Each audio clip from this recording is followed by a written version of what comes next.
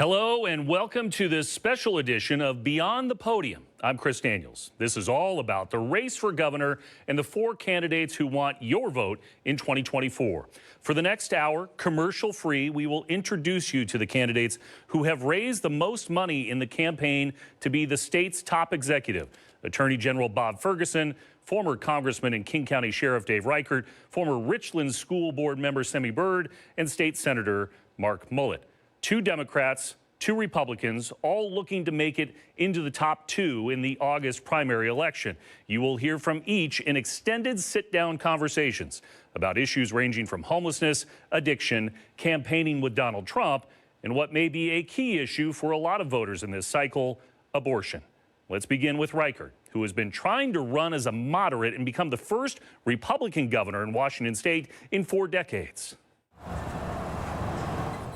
Kick that governor's door down. In the middle of the state, The people on the extreme sides, their whole job is to spread fear and spread lies. Dave Reichert is honing his stump speech about middle ground, I'm not an ideologue. hammering home his resume. We got to get them into a facility, As a King County sheriff the lowest per capita coverage. and 7-term congressman. Are you enjoying campaigning? I mean, I've heard that you don't really enjoy this part of it all, the campaign. Well, who told you that? I think that's funny. The only part that I don't appreciate is the fundraising part. Yet he's raised the most of any Republican gubernatorial candidates. What are the 4 things you want to fix in 2024? The criminal justice system in total, homelessness, and then third is the economy, which most people relate to high taxes, continually piling on taxes. Fourth is education. When we last spoke, we talked about homelessness. You had even talked about building a bunch of shelters on McNeil Island. Do you still believe that's a viable solution? The point of that example was to give you an idea that, for me, everything is on the table. When somebody accuses you of being extreme on that position, the idea of shipping people to an island, you would say what? Well, I don't think any idea right now should be off the table. The 73-year-old has been pushed for years by moderate GOP backers to do this. We need to enforce the laws. Despite the math, that has been a party problem for years in King County. I've talked to consultants who talk about this all the time, how tough it is for a Republican to get 40% of the vote. Donald Trump lost 74-22 and 730,000 votes in the last election. Inslee won by nearly 550,000 votes. Why are you the guy to get over the 40 mark in King County? Because I've never taken the butt kicking that everybody else has taken. So when Obama ran, I won both times. Would you campaign for Donald Trump, or would you campaign alongside him? Well, the one thing I'm not going to do is let the national politics drive what's happening here in Washington state. That sounds like a no. You can read that any way you want to. But polling suggests abortion may be the overriding issue for many voters in 24. Reichert, who is pro-life, has been working on that messaging too. Would you support a federal ban on abortion? No, I'm again focused on Washington state. Supreme Court has already decided this issue. This is a state's rights issue. You wouldn't try to do anything as governor to change abortion laws in Washington state? No, I don't think any politician should be working toward any agenda when it comes to abortion in Washington state. I remember one of the ads, Dave Reichert, dangerous for America. Will voters believe him? Every year I see an increase in the homeless community. With that increase, I also worry for my safety. Lucy Villa runs a Wenatchee Latino gift shop and clothing store and met with Reichert. What you're telling me is homelessness is not just a Seattle problem. No, it has been increasing here in Wenatchee. If he's going to address that matter, I would vote for him. I am a lifelong Democrat. Beth Hancock moved from the west side of the mountains to central Washington. So as a lifelong Democrat, given all the polarization in the country, why now to vote for a Republican governor in Washington state? Because I think so many things have gone wrong in our state. Crime, taxes, our schools.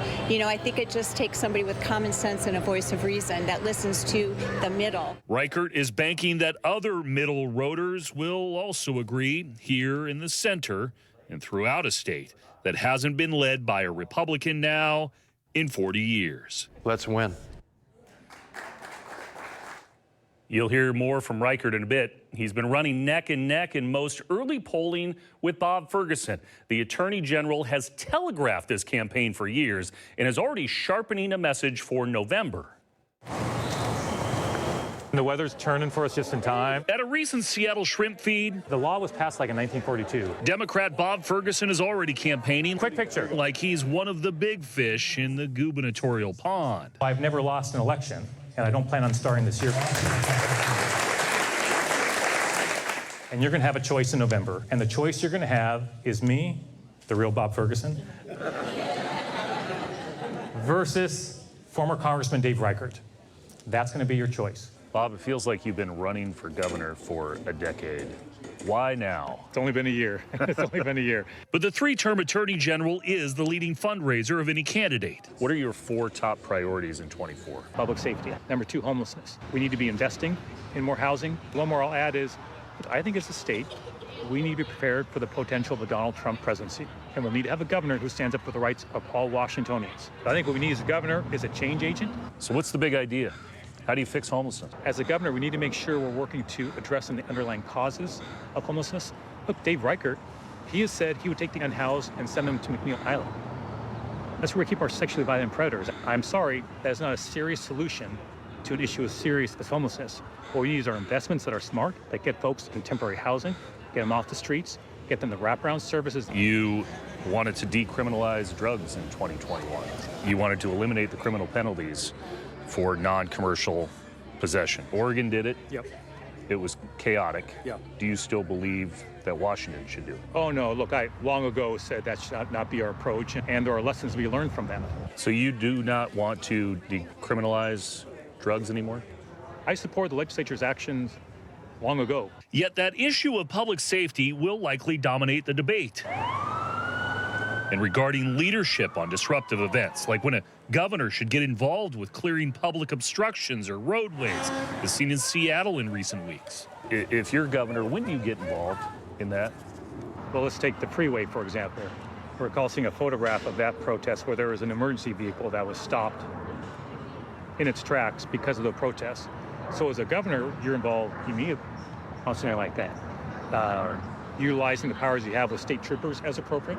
Would you have encouraged the University of Washington president to do something earlier than she did? I think it's easy to second guess somebody who's facing a very, very challenging situation. With the vandalism to the hub, or, I was a student, and to buildings, that's unacceptable. Ferguson is promising to grant $100 million to local law enforcement, tweak the Climate Act to lower gas prices, and fix the ferry system, stopping short of offering specific timelines for immediate improvement. I think most people can realize, wait a second, constructing a ferry might take some time, okay? And we got a crisis, that might take a little time. What do you think the biggest issue is right now in the state of Washington? I think there's too many. Joan Paulson of Seattle says she does not believe Ferguson represents status quo. Logical, sensible, and driven. You say you're a change agent. You said it multiple times. Yeah. There are people who will argue that it's a continuation of the Inslee administration if you're elected. I think all folks have to do is look at my record. First lawsuit I filed against the president was not Donald Trump, it was Barack Obama. It was on behalf of workers in Central Washington, and we won that case. So I've not been shy on taking on my party here locally. And you're the only Bob Ferguson now running. I was waiting for that. Voters will have their say before the next annual shrimp feed. Thanks so much, everybody. Have a great day.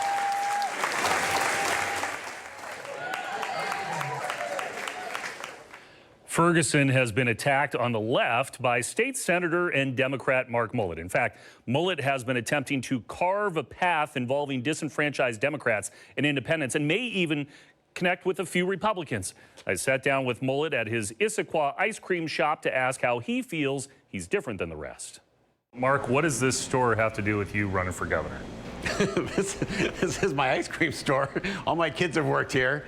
The youngest of our 6 kids, Penelope, will actually start here this summer, but it's been nice from that aspect. But this is where you can get signs. So we tell our campaign supporters, Ben & Jerry's open every day from noon to 9 in Issaquah, and if you want a sign, come by. And we have signs here, and it's better than them knocking on the door at my house at random hours, so it works out really nice. How does this frame your perspective on running for the highest office in the state? My common thread when I go to an annual meeting for Ben & Jerry's with other franchise owners, the common thread is we all hate wasting money. Like, small business owners just simply can't afford to waste money. And I think that's the mentality we need in the governor's office, is this mentality that we're going to quit wasting money.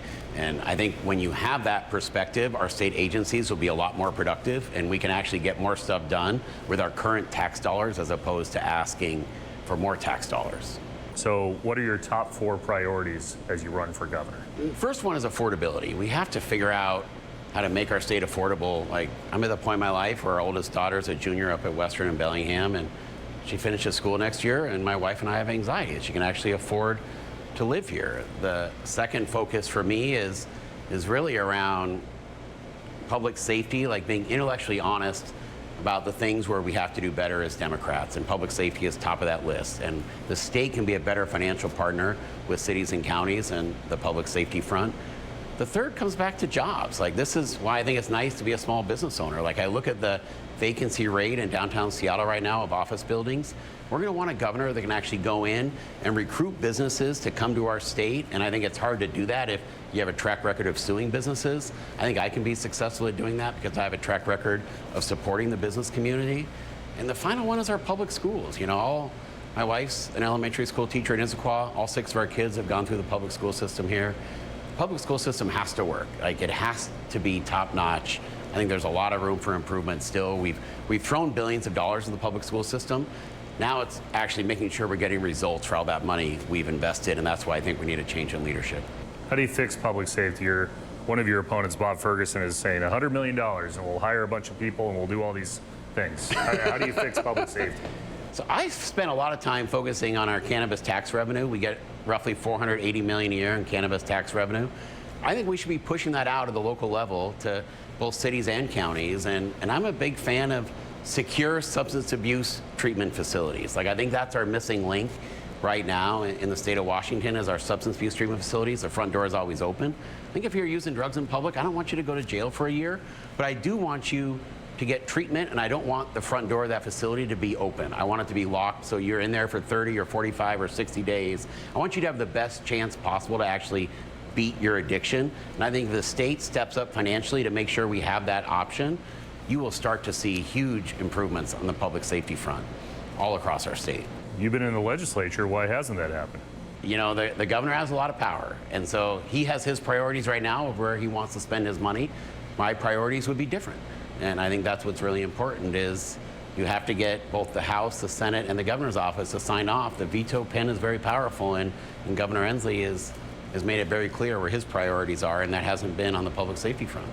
It doesn't seem like anybody who's been running for office and the current governor has really put transportation at the top. There's been polling, and you know this, every year at the start of the legislative session about what's the biggest issue for people. 5-6 years ago, it was transportation. Now it's further down the list. Homelessness is the top issue for a lot of voters.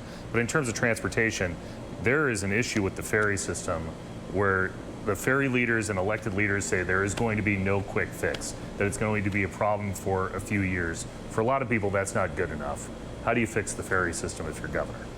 This is where I have been critical of Governor Inslee. I feel like he was the one demanding that we switch from our traditional ferries to hybrid electric, which I think would have been fine if Vigor, the local shipyard that was building our ferries, could have done it. But once we realized that Vigor wasn't able to do that, I really wish Governor Inslee had pivoted to say, okay, well, let's right size the fleet first. That's the key. And in terms of now, if you're looking at taking existing ferries and making them hybrid electric, like, I would put a pause button on trying to convert any existing ferry to hybrid electric until we have additional boats in the water. And to me, I've been very clear my entire time, you can't, I drive an electric car to and from Olympia. I know climate change is real. I believe in it, but I also talk to people who live and rely upon our ferry system, and it's not fair for them to miss their doctor appointments because we don't have boats in the water. And if it's quicker to get diesel boats in the water, then let's do the diesel boats. I know Governor Inslee right now feels that based on the current state, we can't get them any quicker than 2028. And if that ends up being the case,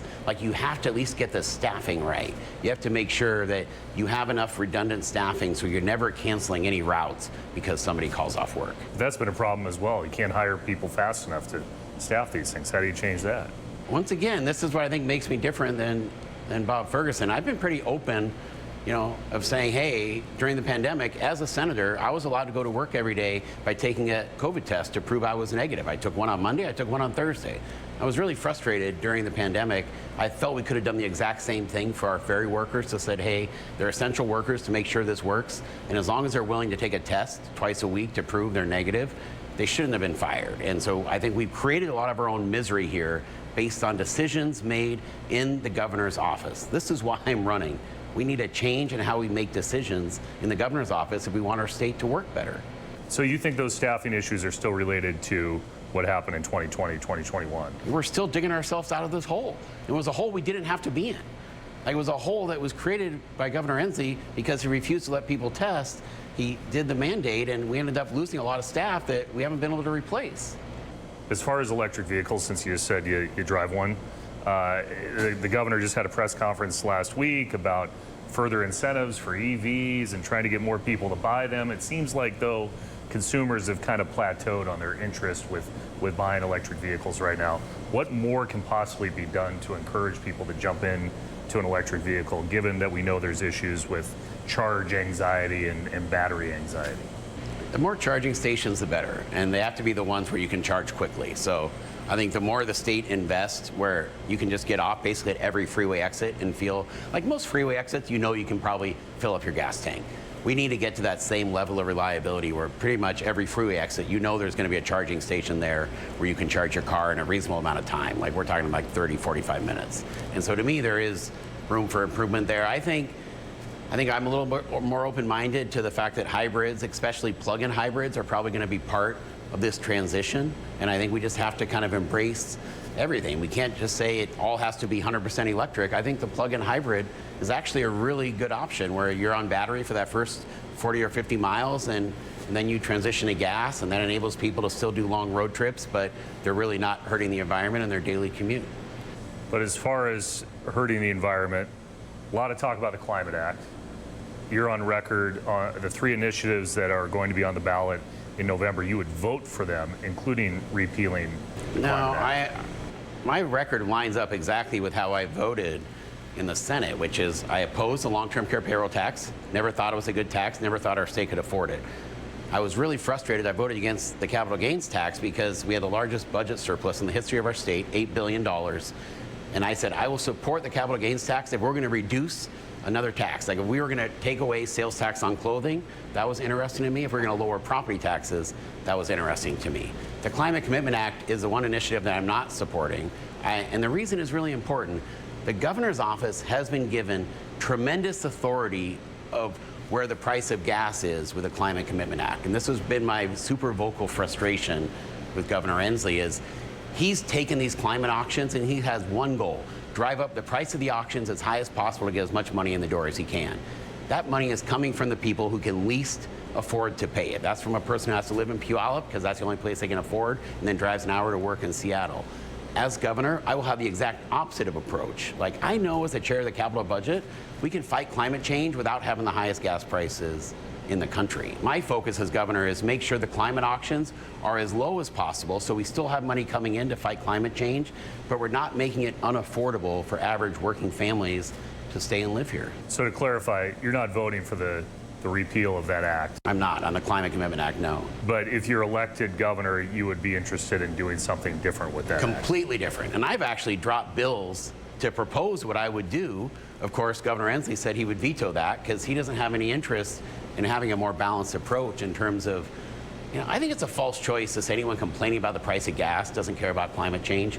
I know a lot of people that care about climate change, but also care about the price of gas. And that's the balance we need to get right. We need to get away from this all or nothing approach that we've seen from the current administration and go back to something more balanced. So you're clearly trying to carve out this middle lane. We talked with Dave Reichert as well, who's trying to carve out a middle lane. Are there enough Democrats who are willing to drive down this, to continue on with this metaphor about driving? Are there enough Democrats, do you think, are willing to drive down this middle lane? There's a lot of Democrats. I mean, you've seen it in every poll, I think. 2/3 of the state wants somebody besides Bob Ferguson, and the winner of every poll right now is the undecided.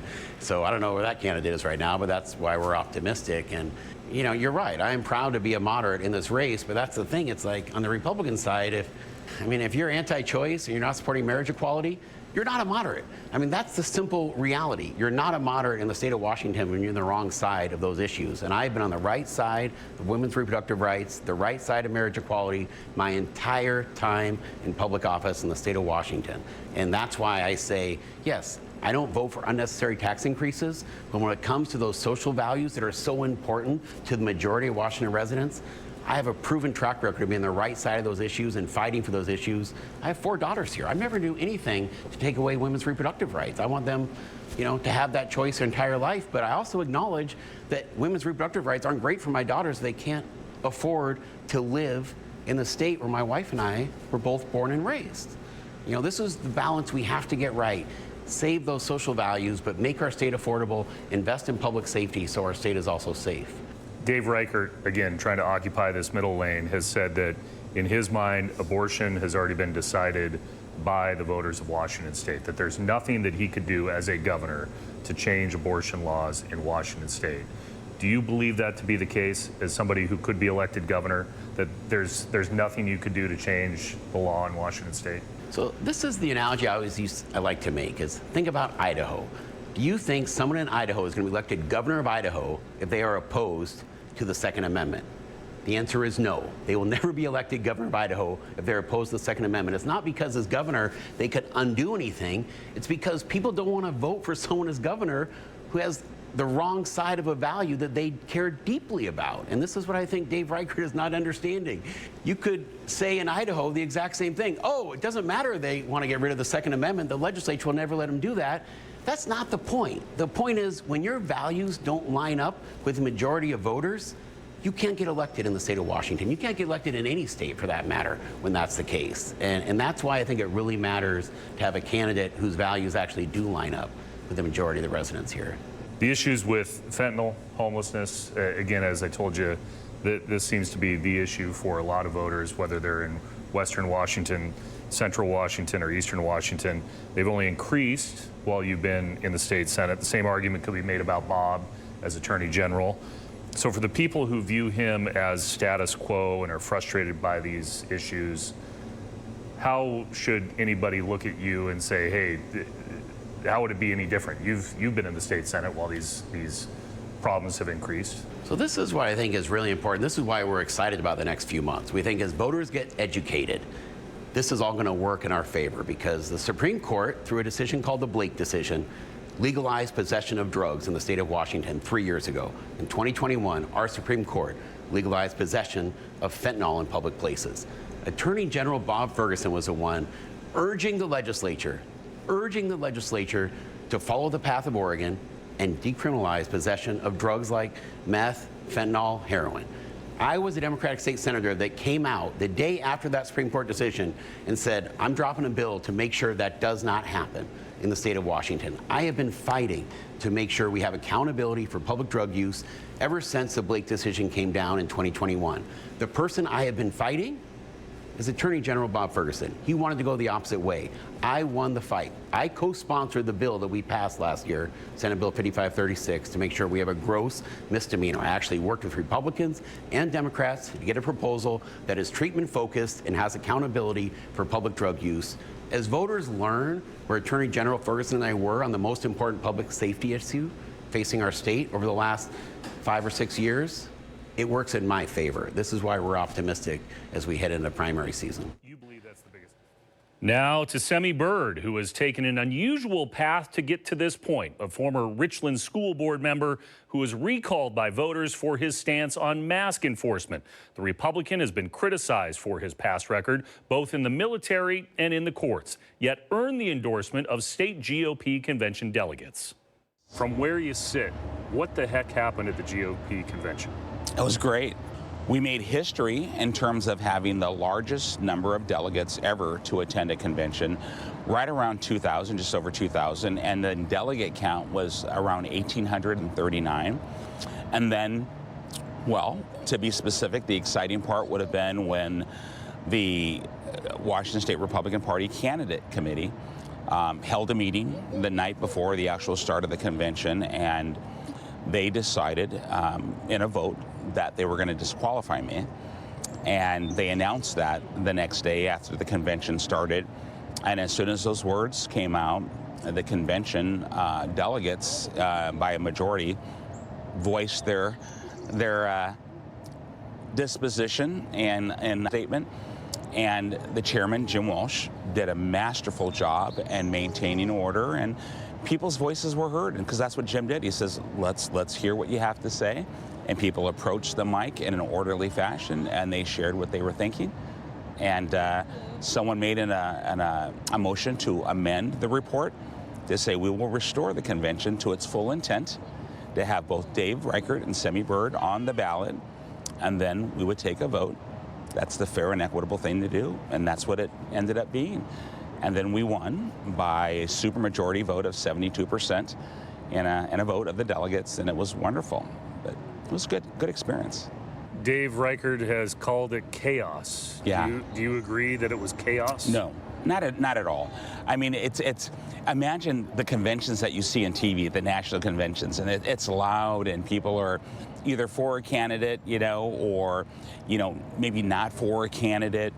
But when that report came out, people stood and said no, and then again, Chairman Walsh said, well, let's voice your thoughts, approach the mic, and that's what they did.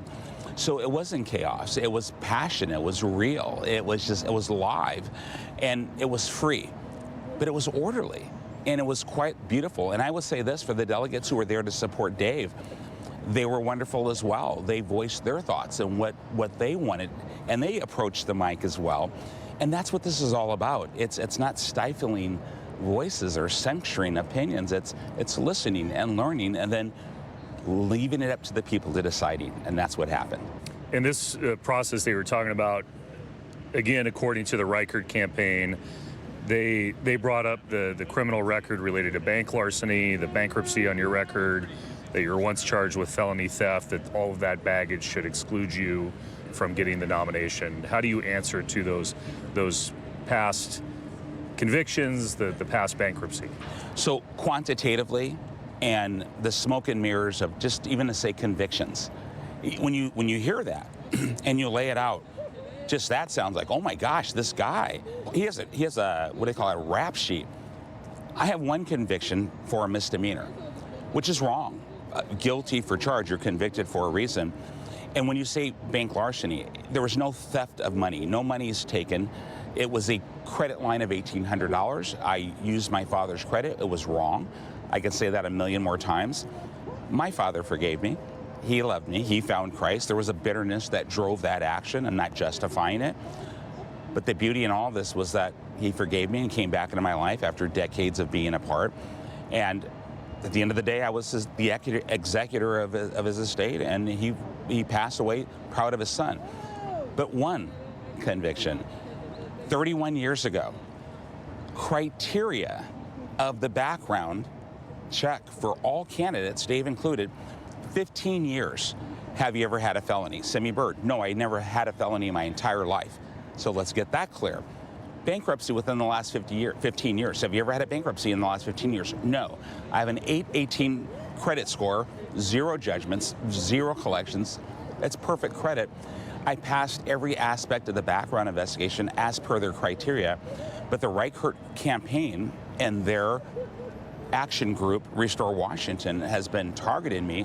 One of their largest donors, Steve Gordon, paid for a website dedicated to slander and libel against myself and my family. And that's what you're seeing. And now Dave Reichert is actually using those talking points. And he's resorted to calling names. Semi Bird is a crook.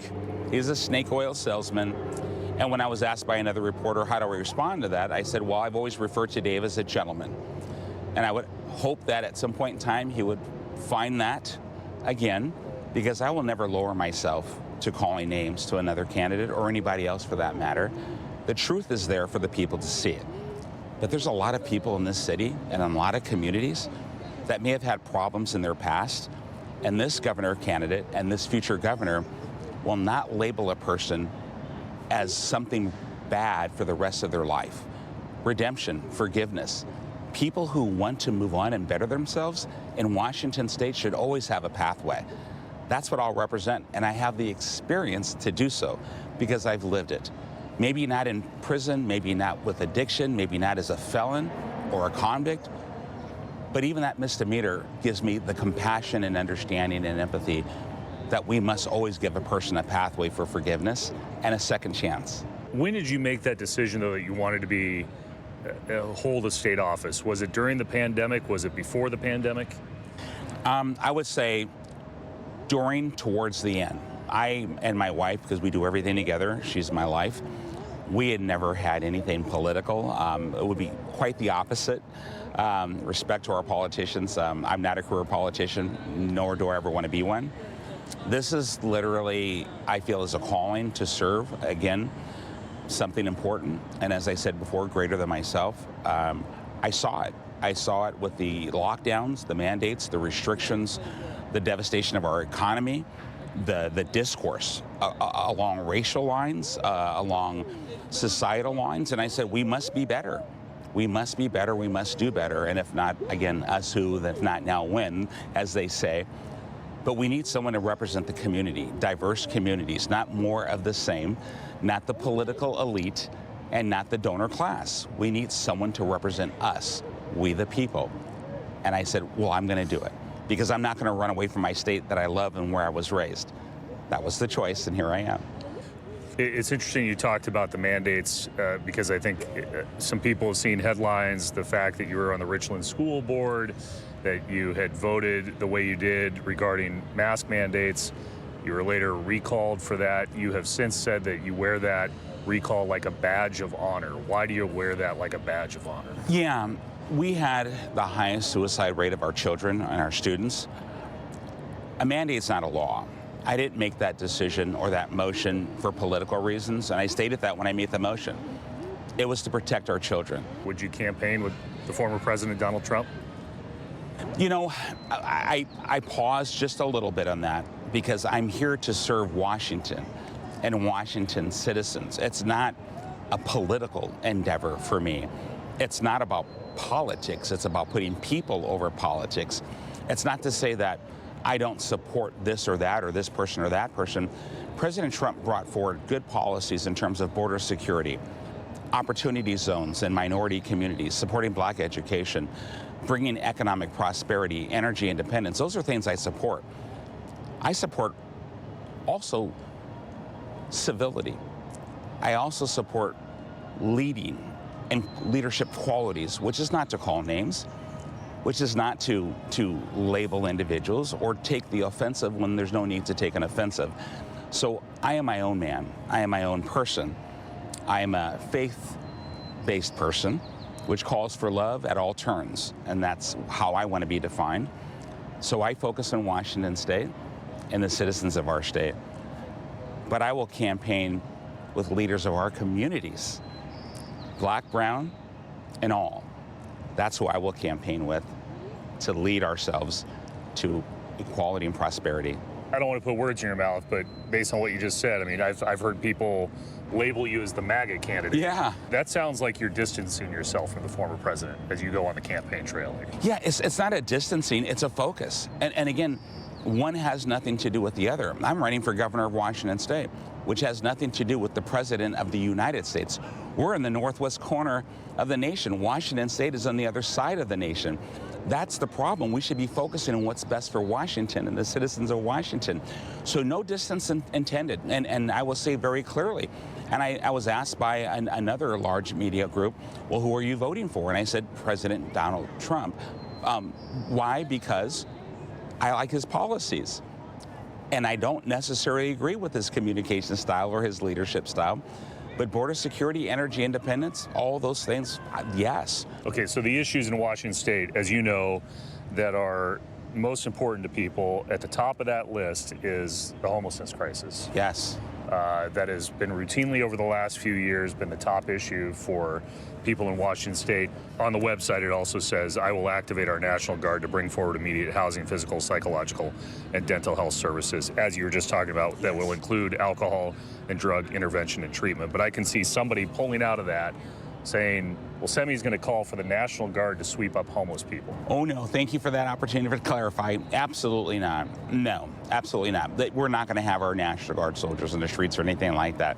It's to build the infrastructure because our citizen soldiers, who are amazing and airmen, that's what they do. So do you believe that abortion is settled in Washington State as law? There is a law, 9.02.100. And there's nothing that you would do to try and change that? No.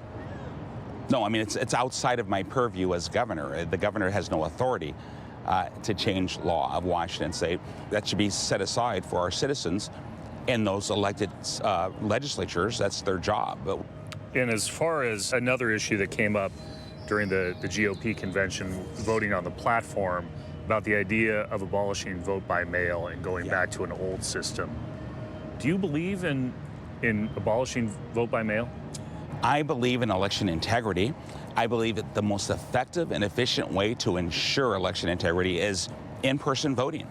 But when you bring in a solution of in-person voting, we must take into consideration our seniors. I talked to a friend the other day and he says, my mother is 80 years old and she'll get in line because she's a patriot and she's old school like that. There's no reason for her to get in line at that age. So our seniors must be taken into consideration, and they should always have that option to mail in their ballot. The same thing with our veterans and our disabled citizens. They should always have that option. But for the rest of us, if it's the most safest, more effective, most secure way to ensure election integrity, which statistically, regardless of party, Democrat, Independent, or Republican, everyone wants safe, secure elections. There have been Republicans and Democrats who like this system in Washington State. It's worked just fine. Why change anything? What I would say to this as governor, this is not a decision that I would make. This would be put to a vote. And I think the citizens of our state should vote on this. Which would be, that vote would be done by mail, ironically. But yeah. Okay, so let's end with this. Since we talked, Byrd has come under heavy criticism about his military record and whether he wore badges that he did not earn, which he has fiercely denied. Have you lied about your military service? No. Unequivocally, no. No, absolutely. Unequivocally, no. It's a disgusting affront. There's no depth to which we will sink in politics, and that's what we're talking about it now. We should be talking about policy, solutions. The fact that our great country has, in our great state, has nominated for the first time in state history, the first Black candidate for the office of governor of any party. But we won't talk about that. Byrd's nomination by state Republicans drew the ire of Dave Reichert, who talked about it with us and more about his campaign goals during that visit in Wenatchee. I think most people are aware of the fact by now that it was a chaotic convention, to say the least. And it was disingenuous, dishonest. Everything that happened from Friday through, well, actually Thursday, Friday, and Saturday was structured in a way to benefit one candidate, and it wasn't me. And but there were other things leading up to the convention that helped get us to the point on Friday where I finally decided that this was not a fair process. It was not an honest process, which bothered me the most, where I finally decided I had to withdraw from this. It was some called it a clown show, some called it a crap show, using a different adjective in front of the show. So it was very clear to me that I had to remove myself from that. Was it a clown show? Well, yes. Yes. You know, so I was arriving. I was told by my staff, this is chaotic. And so I went and stayed someplace else, waiting and talking. At 3 o'clock in the afternoon, they had a meeting to decide whether or not Mr. Byrd would be disqualified due to his admissions of a grand larceny and a bank larceny and a identity theft charge, which he admitted to. So he was disqualified. From what we're told from someone who was inside that meeting, it was begrudgingly applied, the disqualification. And once it was applied, then the question came up is, well, we can't go out there and say that Dave Reichert is the only candidate. All hell will break loose. So how do you fix public safety? You know this, that One of your opponents, Bob Ferguson, has already talked about $100 million, hiring a bunch of new cops statewide. You talked about it this morning about where Washington State stands in public safety. So how do you fix it? It's not something that can be fixed overnight. Well, yeah, especially with the way that laws have been rewritten in the last few years regarding policies that restrict police officers from actually doing their job. So, yes, they've made a little progress in the pursuit laws, but they're not quite there yet. They should allow some technology along with some of the laws that we're constructing around pursuit. There is a place in this world to have safe pursuits. Police officers should be able to pursue criminals. I think most people, the majority of people in Washington State, would agree to that. With that thought about pursuit policy, that really addresses the first issue, and that is allow police officers to enforce the law. And that means going after the criminals who have just committed the law, especially when you arrive at the scene and the criminals are still there. They ram your police car, and you're not allowed to pursue the crook. That's ridiculous. It's an upside-down world, in my opinion. Two other issues are associated with supporting police officers, and I think first thing is we have to elect city officials, county officials, local officials that support police officers, that understand the need to have community policing. We go back to that old terminology of community policing and working with the community and building trust. I'd really like to change the way that laws are applied when we look at the liabilities that police officers take on when they make these split-second decisions, life or death decisions. They're worried about getting sued, and they're worried about being charged with a crime themselves. And yes, we need to hold cops accountable for bad actions. Cops don't want bad actors within their police department, within the law enforcement community, because they make us all look bad. So you have to combine the holding accountable, just as you would a citizen to the law in the state of Washington, holding law enforcement officers accountable to the law also. But you've got to give them some leeway when they make those life and death decisions in an instant. And I shared a story earlier today about my own experience, and I have a number of those that I could share. And then what really bothers me are two additional things. And that is the Burn JAG grant monies have been redirected and taken away from the Burn JAG task force forces here that exist in the state of Washington. So instead of having a steady stream of funding to fund those task force efforts, to arrest those people that are bringing fentanyl into our communities and people are dying, 21% increase in fentanyl deaths in Washington State over last year. They've taken that money away from enforcement, and that's the whole purpose of those federal dollars. They've taken them away and they put them into other services, which that's good to have services, but you've got to have, as you may have heard in our meeting, a three-legged stool. And you've got to have that support of the community, you've got to have enforcement, you've got to have that social services aspect of it. And when they took the Burn JAG money away, they only now have funding for 1 year. So every year now they have to go back and ask for funding to continue the investigation on cartels and gangs. The last thing that I would mention in law enforcement, I have a longer list, but I'll end it with this. We have a system in place through an appointed parole board who have released about 35% of our inmates who have not completed their sentences. There has to be consequences. You have to do the time if you do the crime, the old saying. If you're going to do the crime, you got to do the time. And people need to know that are committing crimes in our communities. When I visited small businesses here in Wenatchee, that is the first thing that was mentioned to me, was that the crime in Wenatchee, the crime rate and the feeling of being unsafe. And so I would remove members of the parole board, the ISRB. I'd remove those members, and I have personal experiences with cases in the past where they're allowing or want to allow the release of people who have murdered more than one person. They want to release them from prison. And I know these people, and I know they would kill again. So let's talk about numbers. I think, and this is objectively speaking, a lot of Republicans have looked to you for years to run for governor because of your King County ties, and that's where Republicans have had problems for years in terms of the vote. And I've talked to consultants who who talk about this all the time, how tough it is for a Republican to get 40% of the vote. You know this, but I'll rattle it off. Donald Trump lost 74-22 and 730,000 votes in the last election. Inslee won by nearly 550,000 votes. You beat Tony Ventrella by 13 points in 2016, but Jay Inslee won by 35 points, 350,000 votes. Rob McKenna lost by 25 points, 230,000 votes in 2012. Gregoire won by nearly 30 points in 2008. Yeah. Republicans have had a butt kick in King County for a long time and haven't been able to get over the 40 mark. So why are you the guy to get over the 40 mark in King County? Because I've never taken the butt kicking that everybody else has taken. So when Obama ran, I won both times.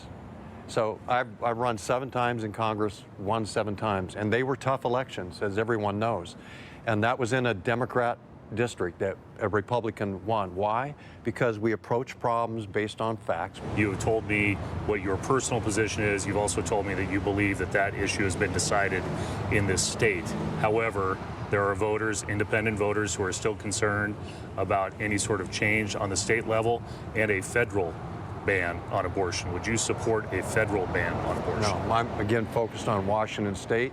The Supreme Court has already decided this issue. This is a states' rights issue.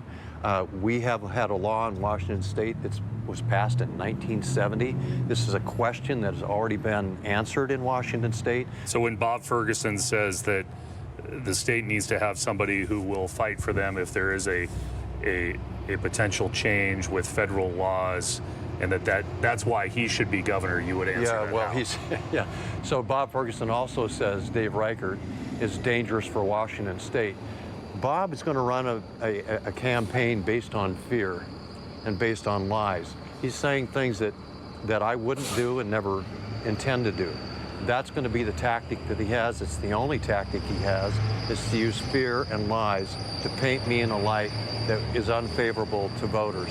People know me. I hope they listen to me closely in this interview. I have no intention at all of making any effort toward changing any laws in Washington State regarding abortion. So let's go back to Ferguson. He was a King County councilman before he was attorney general, and you've already heard he's getting attacked by the Republicans and a Democrat running against him. We spent some of that time at the Seattle Shrimp Feed talking about his campaign, and it's clear he's gearing up for a fall battle with Reichert. Bob, it feels like you've been running for governor for a decade. Why now? It's only been a year. It's only been a year. Hey, others put motivations on people. That's never been my thing. So but obviously once Governor Inslee decided not to seek a 4th term, it became clear to me if I was going to run for governor, obviously this was the time to think about it. So yeah. There are 4 candidates that seem to be the big 4 when it comes to the governor's race. But for you personally, what are your 4 top priorities in 24? Yeah, so number 1, first thing I think we do as a state is change the whole state bureaucracy to make sure we're centering the people in the decisions we make and to solve our problems. So there's a zillion issues, right? But in no particular order, take public safety. The first plan we rolled out as a campaign, first detailed plan that any candidate put out was on public safety. Focusing on things like I talked about in here to our supporters a little bit earlier, which is we rank last per capita, Washington State does, in number of law enforcement officers we have. Look, that's unacceptable. I've got a plan to address that. Look forward to seeing our other candidates, what their plans are on that. Number 2, homelessness, which gets into a whole range of complex issues, as you and your viewers know. You've got mental health issues, you've got chemical dependency issues, you've got affordability issues, all that come into that umbrella of homelessness. And so as a governor, working with local jurisdictions to make sure we're addressing that will be key. Affordability, again, I've been to all 39 counties. The issue I heard the most in all 39 counties is the cost of housing. Housing jurisdiction after jurisdiction. We need to be investing in more housing. We need to build 1 million new units of housing in the next 15 to 20 years, and as governor, I'll be very focused on that. So those combination of all those issues will be central to my time as governor. And one more I'll add is, I'm not sure if I'm number 4, if I'm on number 5, but one more I'll add is, I think as a state, we need to be prepared for the potential of a Donald Trump presidency, and we'll need to have a governor who stands up for the rights of all Washingtonians. I have done that, my opponents have not, and there's a clear contrast in this race on that issue. So I heard homelessness, public safety, housing. Fentanyl epidemic, mental health issues, all those combined together for multiple issues that our state is facing. And look, I always hesitate on, hey, when the top 3, top 2, top 4, because we haven't even talked about education. Look, I'm the son of My mom's passed away not too long ago. She was a public school special education teacher. Look, the challenges we have with our education system generally, and some of those specific areas like special education, are profound. The number of kids in our state with special needs, the kind of kids my mom was working with year after year after year and talking about over the dinner table with me and my siblings, those challenges are significant. The actual physical structure for school. I was in Republic, Washington, so I toured all 39 counties. What the folks in Republic wanted to talk about was the lack of the structures, the actual infrastructure for their schools, and how they need new buildings for the kids in their jurisdiction. So there are multiple challenges we have as a state, but I think what we need as a governor is a change agent, someone who's demonstrating an ability to go in and shake things up. I've certainly done that when I ran for the King County Council, certainly done that as an attorney general, and I don't plan on changing that. Okay, so there might be a change agent needed when it comes to homelessness. Washington State, as you know, HUD in their latest point in time count says Washington State has the fourth most people living unsheltered, homeless people of any state in the nation. Mm-hmm. There's been a lot of issues with state right-of-ways. The state has made some progress there, but it's still a problem. These are areas where there's a lot of encampments, a lot of crime that's been associated with them. So what's the big idea? How do you fix homelessness? When I talk to folks all across the state is, as Attorney General, I could see a problem. I could file a lawsuit and often get a decision from a judge in a matter of weeks that stopped that problem, right? I'm aware that being governor is a different kind of job. Issues like homelessness, the fentanyl epidemic, right? Public safety. These are challenging issues. You're not going to solve them overnight. But I think what we need is a change in approach from the state perspective. Someone comes in as a change agent and is going to focus on these issues. So when it comes to homelessness, look, when I was on King County Council, I spent a night at an emergency shelter. Went in, spent the night there to get a feel for what's going on at the ground level. The people who provide those services, the folks who are staying in those emergency services, utilizing those emergency services. As a governor, we need to make sure we're working to address the underlying causes of homelessness. Look, Dave Reichert, he has said he would take the unhoused and send them to McNeil Island. That's where we keep our sexually violent predators. I know that because my team sends those folks there. I'm sorry, that is not a serious solution to an issue as serious as homelessness. What we need is our investments that are smart, that get folks in temporary housing, get them off the streets, get them the wraparound services that they need to address the underlying issues that are creating the situation in which they're homeless. We've talked about those: mental health, chemical dependency, housing affordability. The good news is, as Attorney General, I've addressed those. My team's brought in more than $1 billion from the opioid epidemic, taking on the largest corporations in the world. I'm insisting that every one of those dollars be used in jurisdictions all around the state for more treatment, for more first responders to help. That's what we need: smart investments to help folks who are on the streets, not send them to McNeil Island like Dave Reichert wants to do. Mark Mullet and others have pointed out, independents and Republicans in particular, that you wanted to decriminalize drugs in 2021, that you wanted to eliminate the criminal penalties for non-commercial possession. Oregon did it. Yep. It was chaotic. Yeah. Do you still believe that Washington should do it? Oh no, look, I long ago said that should not be our approach. And you're right, voters in Oregon passed it like with 55 or 56% of the vote, and there are lessons to be learned from them, right? It seemed to the folks of Oregon that was a good idea. Clearly did not work. And I'm proud that, hey, to be clear, I've always supported criminal penalties for dealers. Always support going after companies that fuel our opioid epidemic. We talked about that earlier. Making sure that folks aren't using open use of drugs on our streets. And I'm proud that the money we brought in from those cases for treatment were critical in the legislature recently passing legislation that criminalized that conduct. And many legislators said, hey, we want to see the treatment as well, right? We're not going to prosecute our way out of this. We need to have treatment for folks as well. And that $1.3 billion that my team has brought to the state is going to play a huge role in making sure we address that in the right way. This is a public health issue as well, right? Folks need to be held accountable for their actions, but we've also got to get folks to treatment. Otherwise, we're simply recycling folks to the system. So you do not want to decriminalize drugs anymore? I support the legislature's actions long ago to take that action. That's been public, that's been out there for a long time. I get that. One of my opponents who's polling at 4% wants to relitigate things in the past.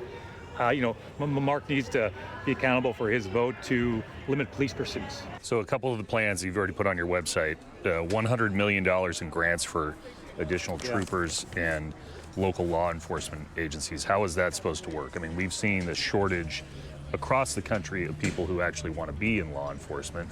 We've seen a shortage in the State Patrol, a shortage in the Seattle Police Department in particular. So how is this supposed to change the course of staffing in these departments? Well, it will change by adding additional resources to salary and signing bonuses to attract individuals to come to Washington State or to pursue going into law enforcement because they realize, hey, there's additional salary, there's more resources for that.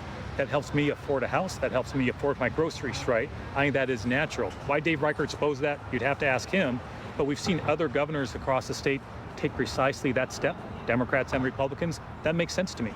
You know, we think as a state, we want to make sure we are providing a fair wage and a good wage for folks who do the most important work, educators, law enforcement. And I think when you have a crisis, as we do, with the lack of law enforcement officers, that seems to me the type of issue you lean into as a governor and lean into with your budget to do what you can. I'm open to additional ideas as well, but what I've seen from Dave Reichert and law enforcement officers should know this, he's opposed to it. I think they deserve a greater salary. I think there should be signing bonuses. I think more resources should be available to local jurisdictions that often don't have much of a budget, right, to expand on that and to attract those law enforcement officers. So to me, it's a good idea, and I plan on proposing in my first budget. On the Carbon Commitment Act, the biggest complaint has been the price of gas. Absolutely. And I've heard Mark Mullet say, hey, we need to tweak it. Yes. I've heard others say repeal the whole thing. Yes. Where do you stand on that Yep. if once we get past November and if you're elected governor? Yeah. So I've been clear on this. Needs to be adjusted. You heard me in there talking about the issue of affordability. I heard all across the state around housing and on gas prices. And folks are feeling that.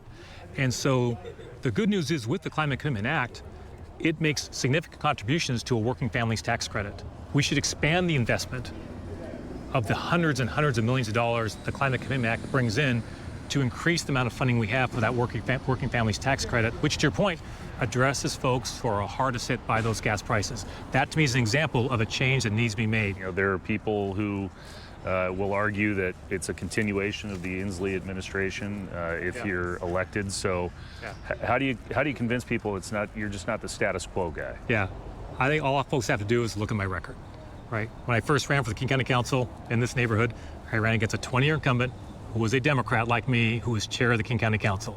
You can't take on the establishment any more than that in what happens to be a deeply Democratic part of our state. I'm different than Chris Gregoire, or different than Jay Inslee, or different than Gary Locke. We're different people, but the key thing is, I do think we have values as a state. You know, Dave Reichert's anti-choice. You know, I do not think that's going to play well with the overwhelming majority of Washingtonians. He opposes marriage equality. I think that's out of step with the majority of Washingtonians. He voted to repeal the Affordable Care Act 37 times, out of touch. He voted with the Trump agenda 93% of the time, out of touch. So the contrast with myself and Dave Reichert, and that's where this campaign's going, by the way, me versus Dave Reichert in November. Well, he still has to get through the primary first on August the 6th before we start talking about the election in November. But thank you to all of the candidates for spending the time with us, and to you as well. This has been a special edition of Beyond the Podium, the Race for Governor. I'm Chris Daniels. We'll see you soon, online and on the air.